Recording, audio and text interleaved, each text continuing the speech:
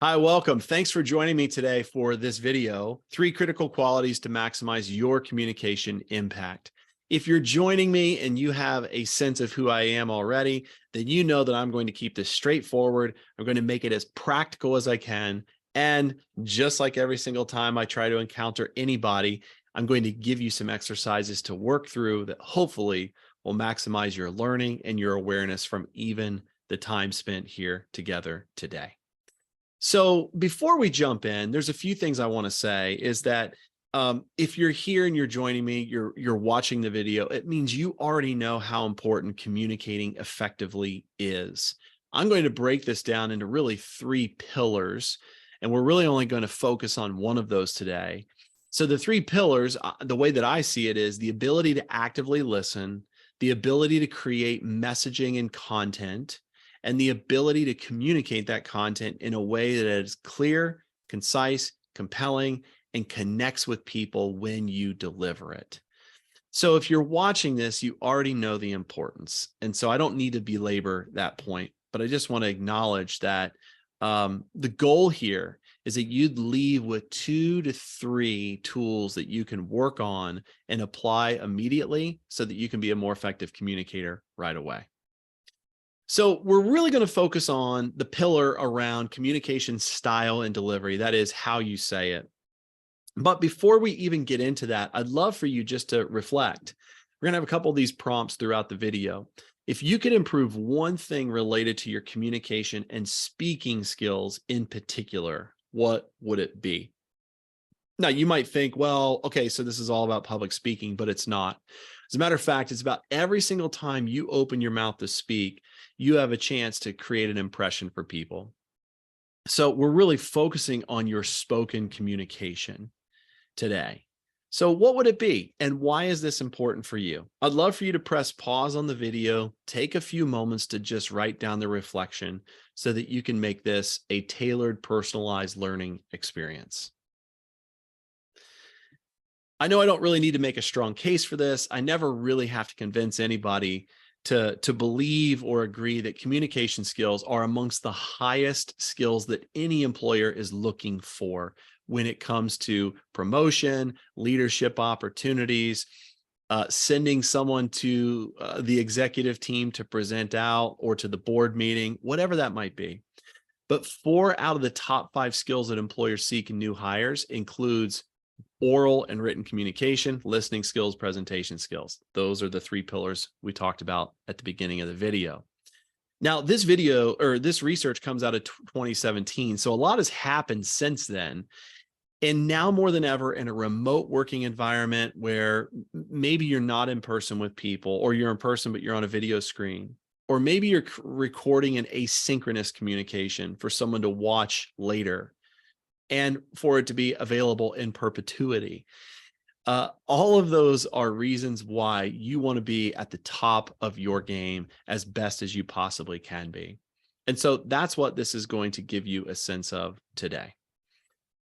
If I could boil it down to what's an effective communicator, it really is about you must be clear, interesting, and inspiring. And I've taken this work and I've worked with over 5,000 leaders from a multitude of Fortune 500 companies on 3 different continents. Over 5,000 leaders, and I'm telling you, the ones who rise and stand out amongst their peers are the ones who can speak in a way that is super clear, easy to understand. They're easy to pay attention to, and they make people feel connected and engaged when they are speaking. And so it boils down to these 3 pieces. But before we get into some of the best practices that are going to help you get there, I just want to underscore what I would say are 3 critical paradigms as we approach any work together. And these are the paradigms that I've used over the last 12 years as I've worked with folks from Ernst & Young, Accenture, Nike, Disney, ESPN, a lot of really incredible companies with incredible leaders. But I'll tell you that no matter what the setting or the scenarios that I'm coaching people in, I tell you that these are the 3 paradigms that help people go further faster as we do the work together. One is you must embrace a core belief that you are better than you already think. if you don't believe this, then the inner critic will get the best of your inner coach. And we're really trying to tap into your inner coach here. So you have to work on this belief that I am better than I already think or than I give myself credit for. Two, this is about progress over perfection, meaning this is about consistently trying to apply some behaviors that are practical, that will immediately shift the way people form an impression about you. It's not about getting it perfect. So there's no 1,000 batting average if you know baseball terms. Even the best baseball players in the Major League Baseball Hall of Fame career is 300 or above, meaning they hit the ball 3 out of 10 times. So you might want to create a higher bar for yourself. I get that, but we're really looking for progress and consistency over perfection, which leads me to number 3 here, consistency over intensity. I would rather, instead of you set aside 2 hours a month to work on these skills, I would rather you work on these skills 3 minutes a day, 3 times a week. So think about adding these into a consistent practice so that they become a habit for you, instead of cramming for a test before it's coming up. What that practically means is don't wait until you've got the big presentation tomorrow to practice the skills. Be practicing them consistently so they are there and available to you when the time comes. We're really trying to help you form habits. All right, so let's get into it. So if we were to really take those 3 pillars, active listening, content planning, and style and delivery, I want to break it down even further. Effective communicators know what to say and how to say it. What to say, how to say it. Think of it like this. The what, it's your content planning, it's your messaging, it's the words you put on a slide, it's the visual design that you bring into your communication. It is how you move people from where they are to where you want them to be. Really critical piece to being a great communicator. So if you recognize this picture on the left, this is Amen Corner at Augusta. So the Masters tournament is played in Augusta, Georgia every year. It's one of the most famous golf tournaments, if not the most famous. And I just love the analogy of thinking about your content as knowing a golf course, whether you're a golfer or not. Most people over-index on, if I know my content, I'll be fine. I'll feel more comfortable. I'll be more prepared. And I don't necessarily disagree with that, but I would say you may actually be putting too much importance on knowing your content. It'd be like a golfer knowing a golf course really, really well, knowing how each hole lies, knowing where the sand traps are, knowing where the water hazards are. That's all good and well. That's great information to have. But you still must be able to put a ball on the tee box, pick the right club, and put a swing together that actually puts the ball where you need it to be. And that is the how piece to your communication. Your style and delivery is the ability to walk into any room, any figurative golf course, and communicate in a way that connects with people, that exudes confidence and comfort, and helps people understand you believe in what you're talking about. And if I had my choice between having a superpower of planning really great content or being able to walk into any room and know how to connect with people, I would certainly take the ability to walk into any room and connect with people. So this video is certainly focused solely on the how part. They're both important, but we're really focusing on your golf swing, which we also call your style and delivery of communication. So, there's a lot to say about this. I'm going to try to keep this as brief as I can so that you stay engaged during this video. But one question to really ask ourselves constantly is, do you really know what you're communicating? Are you really, really aware of how you're coming across to people? Because our listeners are forming an impression about us long before you even open your mouth to speak. Your environment, right? It's like you've probably noticed what's in my background, your appearance, your dress, how you're putting yourself together. Those are all important things. But what I'm really talking about here is body language. And this is an innate skill for all of us as human beings. We are wired with the fight or flight mechanism. We are designed to assess and understand whether a threat is present or not. And so a part of that is our ability to make sense of the vibe and what people's body language is communicating when we see them. So clearly, this picture is meant to be a bit comical, but man, we've all seen it. I've walked into workshops before on this specific topic and seen an executive sitting in a chair just like this, no feet propped up on the table. So we have to be aware of what people are thinking about us. More importantly, what I would say is you are in more control of your impression than you may give yourself credit for. And I'll give you some tools for how you can work to form a more favorable impression about you in your listeners' minds. So what does your body language communicate? I'm just wondering, even right now. Now, I know I can't see you and you might not be in a room with anybody else, but what would your body language be communicating if I was standing in a room in front of you, or I was up on a stage and I saw you sitting the way you're sitting in your chair, or maybe you're standing? What does your body language communicate? You can tell obviously that this couple in this picture, there's something going on here. I think it's fair to say that they're not having a great time right now. Wouldn't you agree? And so we start to read these things. If you have children, if you have pets, if you have a significant other or partner, your ability to read the room and notice what someone's body language is communicating is a part of what ensures that you're able to move through life, managing conflict and creating connections with people. You have to know, though, what does your body language communicate? So a little exercise, just a prompt right now. And just make sure you're in you've got a private room or nobody can see through the glass of your office or whatever it might be. So I'm just going to put some words on the screen. I'd love for you to just see if you can put your body language into a position that reflects maybe this feeling or this impression. So here's the first one: confused. Just notice what might happen if you try to communicate that you are feeling confused. Probably something going on with your eyebrows. Might be something going on with your upper body, maybe your mouth. Confused. It's a great activity to try with those in your family as well, or your team. Pull people in right now and see if they can experiment with you. The next one is excited. What does someone look like when they're coming across as excited? Face, eyes, mouth. There's something happening with maybe their arms, their upper body. Same thing for thinking. I bet, I'll give you a moment to do it. Chances are is that something happened, maybe a little bit of a furrowed brow, hand to chin.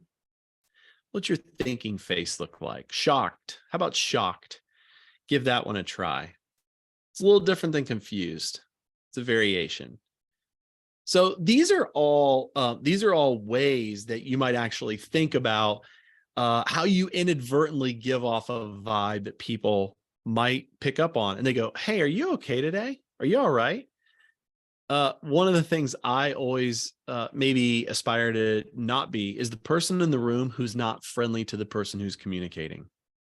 That might not be your goal, but whatever your goal is, just know that there are things that you can do that manage this and control this. All right, another reflection question. As we move into making some choices that will allow you to more favorably give off an impression that you want to give off, describe a great communicator. So this could be anybody. It could be a celebrity. It could be someone that you know closely. It could be a mentor. It could be somebody on your team or a boss, maybe a leader inside your organization. Describe a great communicator and write down, what is it about them that makes them great? Or just say it out loud. What are the things? What's the experience they create? What is it about them that makes them a great communicator in your mind? Pause the video if you need to, write some thoughts down, take your time with this. Chances are, whatever you wrote down or whatever you reflected out loud, it reveals something that's personally important to you about an impactful communication style. And so that's something to pay attention to. It might be something you ascribe to, or aspire to. Now, what I'll say is this, is that you are your own person. And so over top of all of this work is really about how do we bring out your best and truest self, not help you become someone who looks and sounds like someone else. I hope that makes sense as you think about that. We're in the business of trying to help you come across as your best, not someone else's best. So here they are, the 3 C's of anchored communicators. What we consider are these are really the qualities that ensure that someone is coming across as their most impactful. And you're going to see them as I go through them as circles on the screen. Think of those circles as knobs on or dials on an old school stereo system. You know, so you could like turn up the bass or turn up the treble or the mid-level volume. I know maybe I'm aging myself a little bit, but regardless, I think you'll know what I mean. These are dials that you can move. There's not only one way of using each of these, but it's really about fine tuning and getting the right mix of these 3 qualities that brings out your best self. So here's the first one. It's confidence. I bet you may have written down that the best communicator you've ever thought of had something to do with confidence. The way I would define this is this is the ability to look at ease, and someone who has the right or gives themselves the right to take up space. It's like, I have a right to be here. It's not arrogance. It's not cockiness per se, but it's really this rootedness, this groundedness of I have an authority. I have a right to be here. I can stand in my own feet, my own shoes, and I can stay here solid. There is a component to this around, does someone look comfortable? Because chances are you've experienced this. If someone's obviously uncomfortable and you're watching them and listening to them, they're in the front of the room or on the video, chances are we feel uncomfortable too. So this is about the vibe they give off helps not only look like they're at ease, it helps put people at ease as well.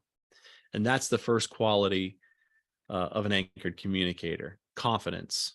Second one, commitment or committed. A great communicator is someone who comes across as committed. What that means is they care and they use energy to engage their listeners. They sound believable because they believe in what they are communicating, or they believe in the ability to facilitate a connection with other people. Commitment is, a part of this is energy, but this isn't necessarily energy as speed or energy as unharnessed exuberance. Some of us need to really turn up this dial, because if you communicate in a place that's really flat and deadpan and people wonder if you actually care about what you're talking about, kind of like what I'm doing right now, then you'll need to turn that knob up and that dial up. Again, you want to stay authentic to who you are, but it might mean you've got to do some work to elevate what it means to come across with more commitment. Others of us, and this is specific for me, we might have a lot of energy. And so it's really about how do I harness the energy so that it doesn't erode my confidence and my authority. It's really about, can I come across as committed in a way that's believable, but I get to transfer the energy to other people instead of blowing past them with speed. Hope that resonates for those of you who that needs to resonate for. And then the third piece to this is connected. So the best communicators are those who come across as connected, not just to themselves, but also to their listeners. The way I like to think of this is the most connected communicators, they know that their listeners are present in the room, virtually or literally in person. And so the best communicators aren't ones who are up there, whatever up there means, having an experience for themselves. They're actually creating an experience and a reciprocity of connection between them and their listeners. And so they do this by working to draw in their listeners by seeing them. The goal here is that they are creating invitations for people to come and connect. We'll go into more of that here in just a moment. Connection's not just through the eyes. There's a lot of ways to connect with people. But these are the 3 C's, and these are the 3 knobs that you can turn to help create your most impactful style as a communicator. So let's start a little bit more with confidence. I already said a little bit about this. I'm going to give you some exercises and some prompts for each of these in a moment. So confidence, I've already alluded to this, but confident communicators are people who are willing to take up space. Now, notice that I'm not just taking up space with my physical body. Now, I know I'm out of camera when I'm using my physical being to gesture. I'm using my upper body, but I'm still willing to take up that space, even if it doesn't make sense when I'm on a video screen. Why do I want to do that? Well, because it also helps me do the third bullet here on the screen. It helps me fill the room with my voice. So the ability to use my upper body and gesture out and illustrate my points helps me do the same with my voice. Now, there's a lot of voice science behind that. I'm licensed and trained as a speech language pathologist and a voice therapist. I won't give you all the science behind that unless you email me specifically and you want that lesson. But just know that when you physically take up more space, you bring more air through the system, which allows you to do the same and fill the room with your voice. Confident communicators also speak at an easy to follow pace. Now, it's not about speaking in a way that takes away your energy, but it is about giving people a chance to catch up and follow along, or follow along and catch up if you get ahead of them. There's two ways to think about this. The first one is incorporating pauses into the way you communicate. Think of the pauses as a red light. Your listeners are in a car behind you and you're driving through traffic, and they're following you to a restaurant in your town. They don't know where they're going, so they have to follow you. The last thing you'd want to do is leave them in the dust and run through a yellow light and let them sit at the red light as you drive on down the road. So your pauses serve very much as your red lights or your stop signs that give people a chance to catch up to you. Remember, when you're thinking of your next thought, they are still processing what you've just said to them. So give them a moment to process. They need it. The other way to think about speaking at an easy to follow pace is your actual speed. So if we're using the illustration of a car, think of this as your miles per hour. How fast are you driving? Some of us have a tendency to speak really, really fast. And if people are working really hard to keep up with us, eventually they'll stop trying so hard and they'll just give up. So you want to have a mix and a blend of, can you speak in an easy to follow pace, and you're incorporating pauses in there for people to actually catch up to you. The final benefit to that, well, one final thing I'll say is that it allows you to actually think about your next thought.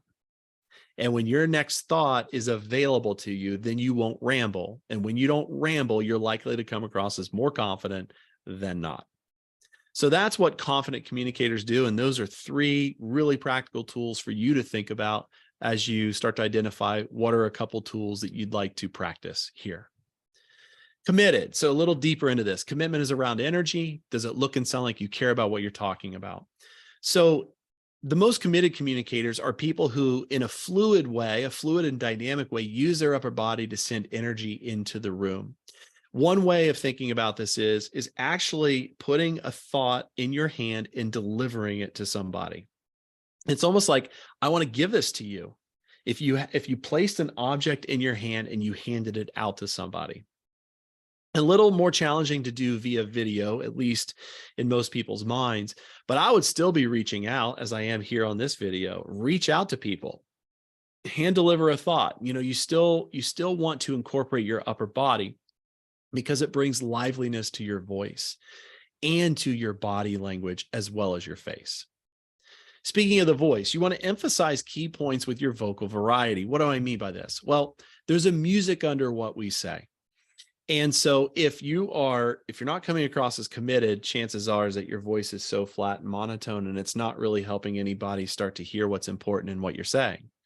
Whereas if I actually wanted you to hear some of the things that were most important for me to get across to you, then I'm going to be punching them a bit more with some tone in my voice.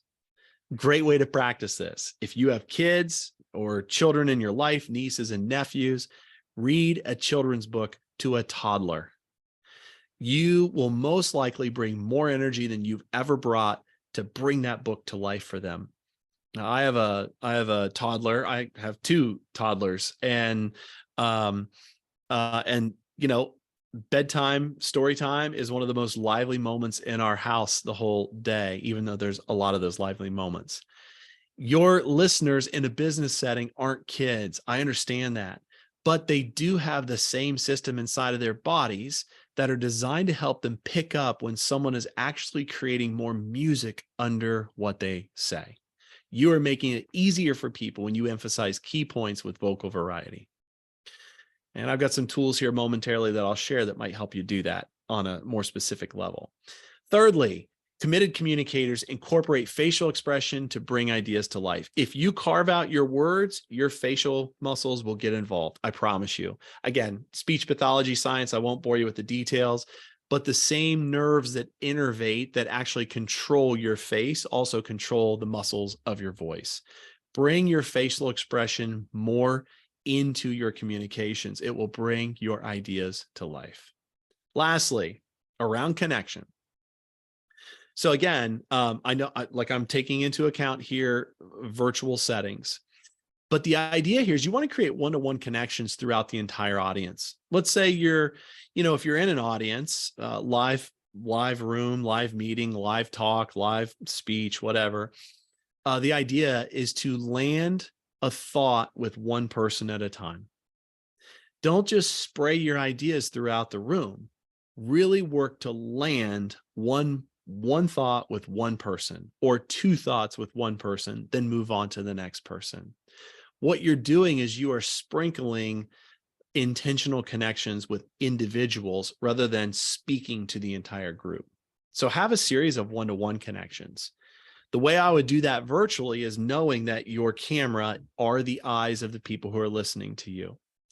You'll be tempted to be drawn away and to look at the screen where people are, where their faces are. I totally get that. And as you should, go notice what's happening for them. Look at the third bullet here, reads and responds to listeners. So check their facial expression, see what's happening for them, but every so often come back to the camera and make sure that you are landing a thought with the camera.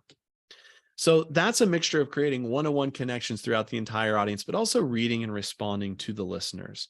The best communicators aren't so focused on all the stuff that's going on inside for them that they miss what is dynamically unfolding while they're communicating with a group or with another person. And then the second bullet point here is prioritizing seeing instead of making eye contact. What do I mean by that? I think of eye contact as fairly transactional, right? It's like, can I just do what someone told me is a best practice for communicating, instead of, can I work to pull people into what I'm saying? So that takes some deeper work, but it's something that you can focus on that will make you an elite communicator. If you've ever sat in an audience and you've seen someone look at you, they're not staring at you, they've looked at you, and you feel like you had an incredible connection, or at least some kind of connection with them, you know what I'm talking about. And it really has to do with the second piece here. So out of these three C's, confident, commitment, and connected. Confident, committed, and connected. Which C would you say is your biggest opportunity? Write it down. Just tag it. Which one do you think is the knob that you've got to work on dialing up the most? Take note of that. With that said, this is a little bit of a bonus that I would invite you to experiment with. So I'll walk you through the prompts. I won't do the exercises for you, but you can do these on your own. So first of all, grab your phone, and I want you to find, if you have an iPhone, it's the Voice Memos app. I know that Android phones have a similar version of that, but open up your voice recording app on an iPhone. This is what it looks like right here. It's just that red. It's this red piece right here. That's what it is. Okay. So just do a search for voice memos. I want you to open that app up, and I want you to record the following prompts, noting the difference in how you sound and come across in each of the prompts. And these prompts are designed to help you dial up commitment, confidence, commitment, and connection. So let's start with confidence. So you're going to do 2 rounds. Round 1, the prompt is you're going to press record, and I just want you to talk for 60 seconds out loud about a commitment in your life, something you volunteer around. Maybe it's a community service you do. Maybe it's your kid's school, maybe whatever. Choose a commitment in your life, anything that's important for you. As you do that, I want you to talk nonstop and as fast as possible. Don't stop. Don't slow down. After 60 seconds, stop recording. I want you to listen back to the recording and notice and write down what your experience as a listener was like.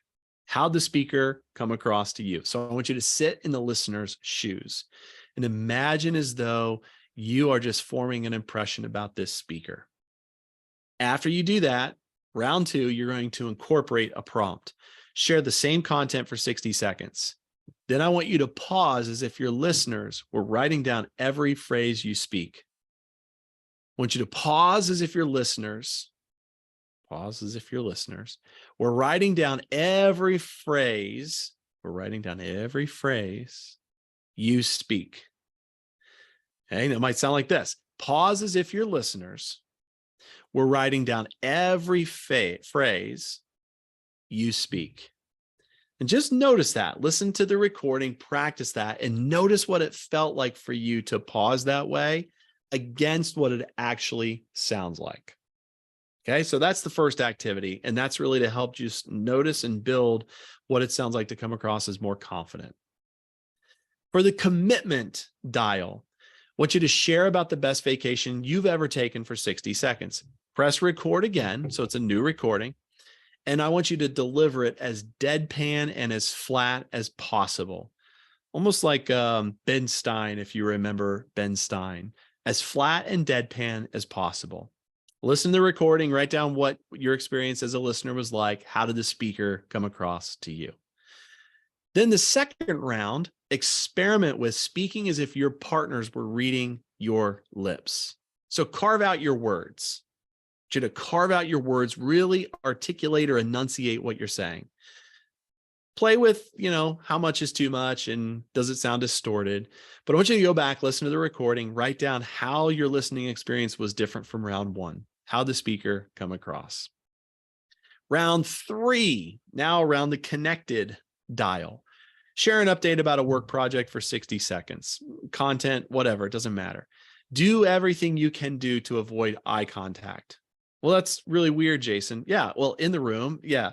So as a bonus, you could record a video on your phone, which might feel strange to do, but you could record a video, prop your phone up and imagine as though there's a person sitting across from you. Do everything you can do to avoid eye contact. Or imagine as though there are faces in the room wherever you're sitting, and just do everything you can to share what you're sharing while avoiding eye contact, even if you're not video recording yourself, but still audio record. I know it sounds strange, but still audio record. Okay. Just notice what you hear. Notice what you see if you video record. Then the second round is this: share the same content. Work to land each thought with a partner. See and stay with them. If you're video recording on your phone, then look at your phone. Land a thought with your phone, or you can do it on your laptop if you want. Let's say that, but still video record. If you choose to not video record and you do audio only, here's the exercise. Still press record on your voice memos app. And I want you to land a thought with an inanimate object in the room. So right now I'm saying what I'm saying, and I'm actually landing it with my whiteboard. Now I'm going to say the next thing I'm saying, I'm landing it with a bookshelf that's across the room. Now I'm going to land something over here with a random kid's toy that is on the floor of my basement office right now. So practice that. See if you can land a thought with an inanimate object. And better yet, take it into your next meeting and practice that exercise. You can try this with your team members too. So those are the activities, and I want you to practice those. And these are 3 activities you can practice. Remember, consistency, not intensity. So a little bit at a time. So to sum all of this up, I want to also give you just another way of thinking about how do you turn those dials between confident, commitment, connection. So body, face, and voice. So ways that you can use your body. You can use your body to get and remain calm and change how others perceive you. There's something to be said for coming across as more confident because you are actually working to get grounded. Feel your feet on the floor. Make sure your knees are bent. Make sure your body is still. Make sure you're breathing. So getting grounded is one of the most important tools any of us can do when we are communicating. I want you to take up space. So one of the best ways you can use your body is by taking up space. Oftentimes the nerves and stress and tension, they want to come in here and meet us at midline. And so oftentimes this is what drives stress and tension in our body when we're communicating. We're holding on for dear life. Taking up space is the ability to take some of that nervous energy and send it out to your listeners. Then thirdly is to pause to reset. The pause is not just a verbal pause. It's also a physical body pause. Even now, as I'm walking you through this video, I'm using the pauses to let my body reset as well. It's not just stopping talking. It's also giving my body a chance to take a break, take a breath. So those are 3 key ways you can use your body. 3 key ways to use your face and your eyes. You can use these to bring more expression to invite your listeners into a connection. Now, I know we've covered some of this already. It's just another way of looking at it. Make one connection at a time. We just talked about that. See your listeners, don't stare at them. So really work to see beyond their eyes. Take them in for a moment. What's it like for people to be seen by you, but to also have the chance to see you back? And when I say share the love, it's not about overly focusing on one person. It's about bringing people into the connection as well. So you don't want to overspend too much time with just one person. You want to try to pull people in from different pockets in the room. Again, whether it's in person or virtual. And then 3 key ways to use your voice. Your voice will ensure how you sound matches how you look. Use your voice to fill up the room. This is about projection. This isn't about loudness. Loudness is not projection. Projection is about filling the room up with rich tone. When you can do this, it brings warmth to your voice. It also brings a fullness and a confidence along with it. And there are ways that you can practice that. You can message me if you have questions about how to practice some of that. Secondly is to carve out your words. So this is about enunciating or carving out your words so people could actually hear a crispness to how you're speaking. This too will slow you down, which brings more confidence to the way you come across. And then finally, use downward inflections. Instead of finishing statements with a question, instead of saying everything you're saying and sounding like you're putting a comma or like you're uncertain, those are upward inflections. Instead of using upward inflections when you are making a statement, use downward inflections. Downward inflections make it sound like you're actually finishing the sentence instead of wondering where you're going next or doubting yourself. And by now, you might be fairly annoyed by my upward inflections. So you want to use strong downward inflections when you're finishing a statement. So those are ways to use your body, your face, and your voice to bring those dials up a bit around confidence, commitment, and connection. All right, this is a lot to think about. I get that. I understand that. That's why I recorded the video so you can go back and you can revisit different parts of this. I'd love for you to write down and reflect what was most useful from this entire module. What are 1 to 2 behaviors or strategies out of all the strategies we covered that you would like to try? Just pick 1 to 2. That's it. 1 or 2 only. Because remember, it's about consistency, not intensity. It's about progress, not perfection. You don't have to do all of these things. Start with 1 or 2. And then I think the other thing to ask yourself and to answer is what makes this commitment important in your life and your work? Why does this matter? And if you could shift that, how would that change the way that others make impressions about you? This takes work.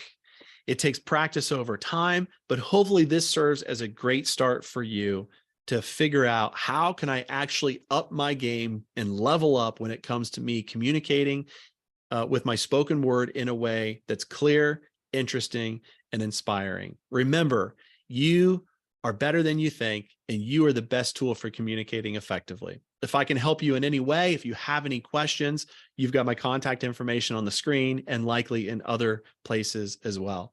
I'm here to support your journey, and I'm rooting for you. Looking forward to talking again soon. Take care.